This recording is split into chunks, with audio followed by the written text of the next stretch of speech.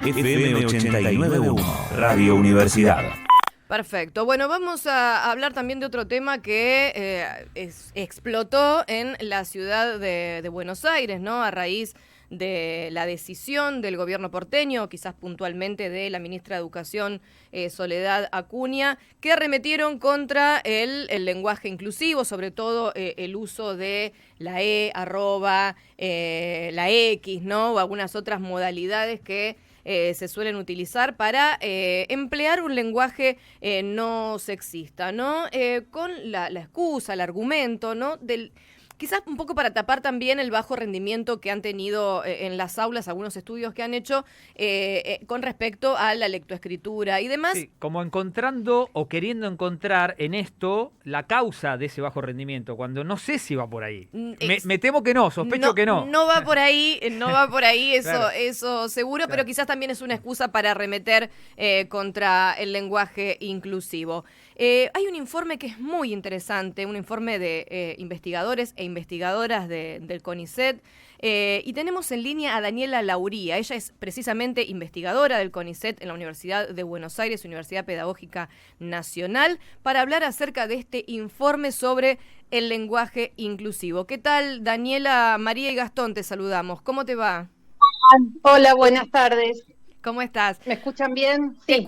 Recién te escuchamos ahí como un poco saturada, pero acoplada, pero me parece que va bien. Me parece que va bien, ¿no?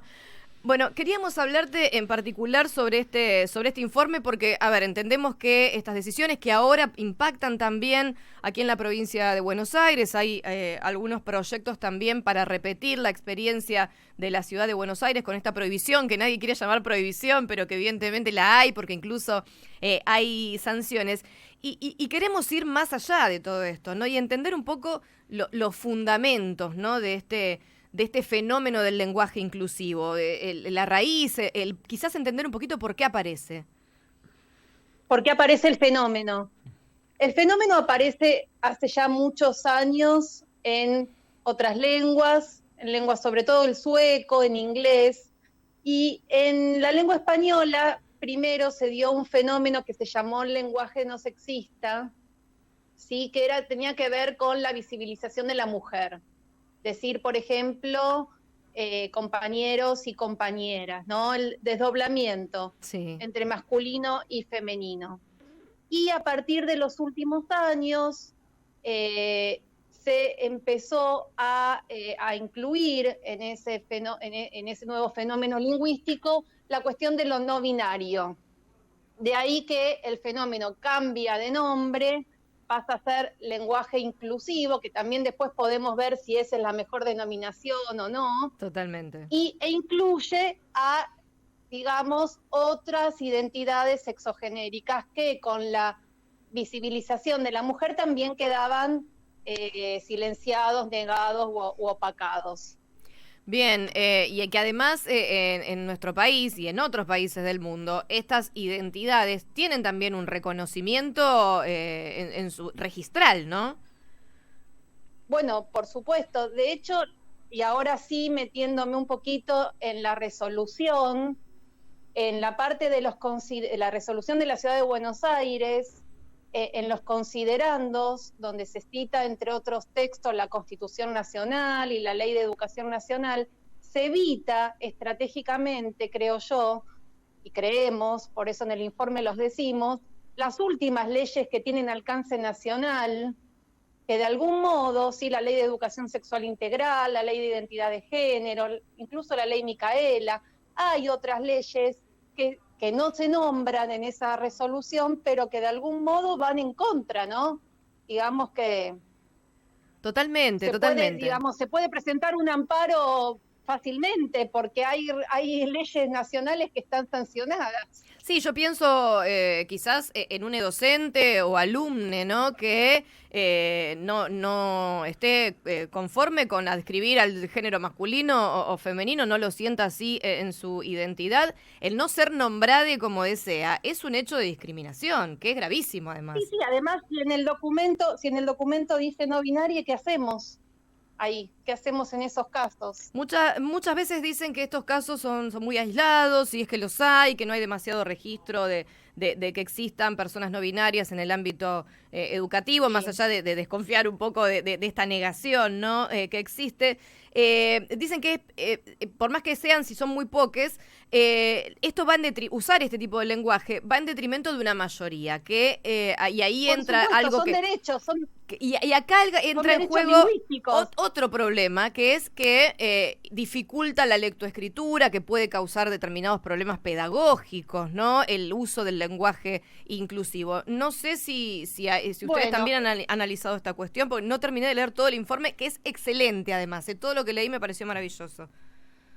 Gracias. El informe fue hecho por un grupo de lingüistas que trabajamos desde enfoques distintos. Por ejemplo, hay un par de compañeras que trabajan desde la psicolingüística, que quizás son las que más entienden de cuestiones vinculadas con la adquisición de la lectura y la escritura.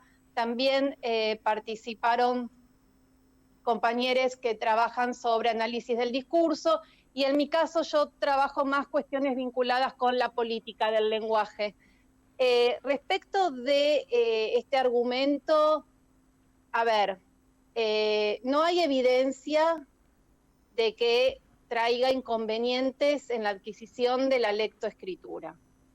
De hecho, hay estudios que demuestran que los estudiantes trabajan mejor cuestiones vinculadas con la reflexión sobre la gramática a partir de la formación de palabras, y que pasar de chicas a chicos a chiques es interesante como entrada al estudio de cuestiones gramaticales que son bastante ajenas, porque una cosa es la lengua como la usamos y otra cosa es estudiar gramática.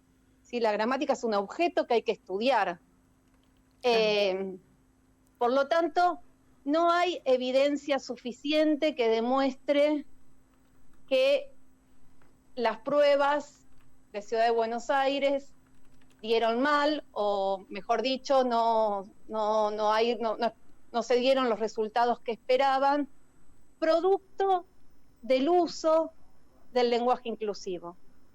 Además, eso venimos de un contexto... Es un argumento novedoso, es un argumento que tiene un argumento pedagógico, que no tiene sustento, y que realmente no hay todavía estudios que lo demuestren, ni acá ni en ninguna otra lengua, no solamente esto vinculado con el español. Por eso creemos que las motivaciones que están detrás de esa resolución no son pedagógicas, no son educativas. Totalmente. Además hay reducción de presupuesto, bueno, hay un montón de cosas que cuestionar y que no, de las que no se está debatiendo precisamente, pero además, si querían buscar excusas, venimos de una situación de pandemia donde la adquisición de la lectoescritura quizás es lo que recibió el peor impacto en lo que tiene que ver con educación, porque quizás es lo más complejo de enseñar a distancia, ¿no? Tenían otras excusas si querían, pero me parece que había también, más que nada vos que analizás esto desde el punto de vista político. Se aprovecha. Claro, se aprovecha la situación, ¿no? Se aprovecha a lo mejor para disciplinar. ¿Puede ser un elemento disciplinador también esto? Sí, pero siempre la lengua, cuando se trabajan cuestiones vinculadas con la lengua, siempre hay que ver qué hay detrás de los argumentos que aparentan ser lingüísticos. Acá claramente hay argumentos políticos, ¿sí? Sí. Hay... la lengua, además, hay argumentos políticos, podríamos llegar a pensar que hay algún argumento económico también vinculado con la venta de manuales. Bueno, hay que seguir investigando, por supuesto, tampoco podemos... pero hay todo un movimiento en Ciudad de Buenos Aires de privatización, ¿sí? de la compra de manuales, de la formación docente, de la capacitación docente, que puede estar también atrás, puede ser una implicancia de este tipo de iniciativas que de algún modo quieren homogeneizar. Pero lo importante es decir, para que la causa del fracaso en lectocomprensión no tiene nada, no puede ser adjudicado al lenguaje inclusivo. Podemos discutir qué pasa con la X, qué pasa con la arroba. Es cierto que esas son formas de la escritura y no de la oralidad. por supuesto que podemos discutir algunos rasgos del fenómeno inclusivo, y de hecho nosotros lo estamos haciendo. Pero si lo prohibimos no lo podemos discutir. Si lo prohibimos no lo podemos discutir. Exactamente, hay que discutirlo en las aulas, hay que discutirlo entre especialistas, hay que discutirlo en los medios, en la industria editorial, pero no una prohibición, porque además, bueno, las prohibiciones de palabras, de lenguas, tienen una historia y una memoria, no solo en nuestro país, que realmente nos lleva a otros contextos históricos, ¿no? Uh-huh.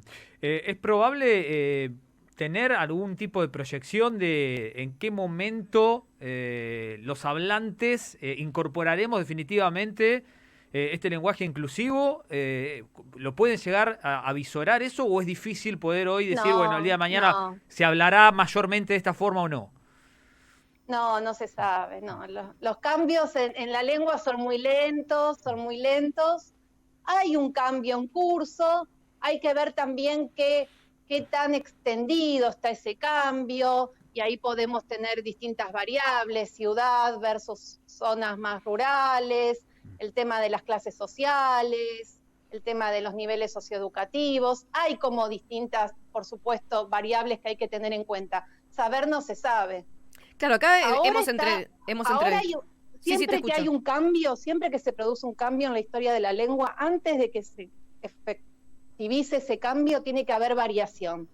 En este momento hay variación, hay hablantes que usan el lenguaje inclusivo y hay hablantes que no. Bueno, hay que esperar a ver qué sucede. Sí, aquí de hecho hemos hablado con... No podemos ponernos ansiosos ni podemos... Totalmente. Acá hemos hablado en varias oportunidades con personas no binarias, que algunas usaban el lenguaje inclusivo, otras no. Algunas también tenían que ver con la zona, con el lugar en el que vivían, donde no estaba mayormente en uso, ¿no? Donde no escuchaban y no era una herramienta que necesitaran tampoco usar. Esto también es importante, entender que el lenguaje también es una herramienta y tiene un fuerte componente político, como decíamos antes. Y hablando de este componente político, ¿no? Donde se dirime qué es lo correcto y qué es lo incorrecto. ¿Quién dirime, ¿no? qué es lo correcto y lo incorrecto en el lenguaje? Más allá de la Real Academia Española, ¿no? Bueno, ahí estos son mis temas. La Real Academia Española es una institución extranjera que se fundó a comienzos del siglo XVIII, ¿sí? Cuando todavía España era un imperio. Sigue activa. En América tenemos academias correspondientes y por distintos recursos se convirtió, uno es digamos, la larga duración de su existencia, en una institución que tiene como la legitimidad para decir qué uso es correcto y qué uso es incorrecto. Pero la verdad es que como el español que hablamos en América, el español que hablamos en Argentina, es bastante distinto del español peninsular. Y el español peninsular es el correcto para la Real Academia Española. La verdad es que nosotros no tenemos por qué dejarnos gobernar, entre comillas, por normas que son externas, ¿sí?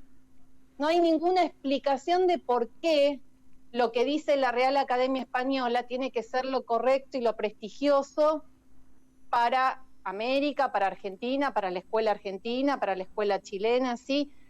Y acá las academias correspondientes a la Real Academia Española siguen sus criterios. Sí, lo porque que más deberíamos allá... tener es algunas instituciones o manuales propios porque descripciones de lingüistas sobre cómo hablamos los argentinos hay hace años. Sí, y además los argentinos, ni siquiera los argentinos y argentinas hablamos todos igual, ¿no? Yo sé que había en curso un estudio importante sobre un diccionario, ¿no? Argentino.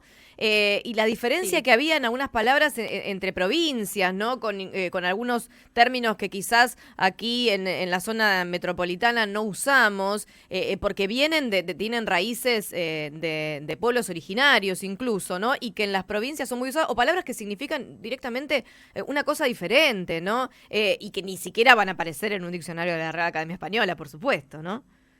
No, y además tenés palabras, le puedo decir a la audiencia que haga que busque la definición del verbo colonizar en un diccionario español y en un diccionario latinoamericano, y que lea la definición. Van a ver que son diferentes, porque lo que está atrás es el punto de vista. El punto de vista de quien la lengua no es neutra, digamos, la regulación sobre la lengua no es neutra. Hay instituciones, hay agentes que tienen intereses en la definición de determinadas voces. Ahí hablamos de este componente político que tiene la lengua y que es maravilloso. Político-ideológico, claro, político-ideológico. Ahora, el informe que ustedes han hecho son especialistas, son de los y las mejores, ¿no?, que tenemos para la comprensión de algo tan complejo, ¿no?, y tan maravilloso como es la lengua. ¿En algún momento hay científicos y científicas, ustedes conocen, que hayan sido consultados por el gobierno de la Ciudad de Buenos Aires o también por la provincia de Buenos Aires, que hay legisladores y legisladoras ahora presentando también acá un proyecto?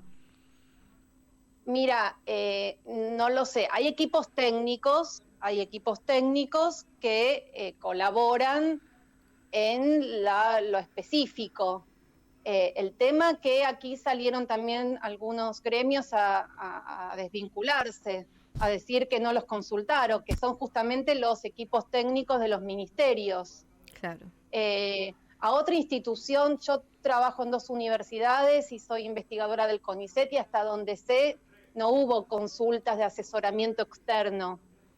Bueno, además estamos hablando que en muchas universidades... se menciona como fuente de autoridad a la Academia Argentina de Letras y no a ninguna universidad ni al CONICET. Sí, incluso hay muchas universidades que incluso aceptan en sus clases y en sus tesis, ¿no?, el uso del llamado lenguaje inclusivo, que tampoco, como decíamos, es otro tema de debate si llamarlo inclusivo o no, pero por lo pronto lo conocemos de esta manera. Sí. Daniela, te agradecemos muchísimo por esta charla. Te mandamos un abrazo. No, gracias a ustedes por el interés. Hasta luego. Gracias. Desde la Universidad Nacional de La Matanza, Radio Universidad FM 89.1. Siempre cerca.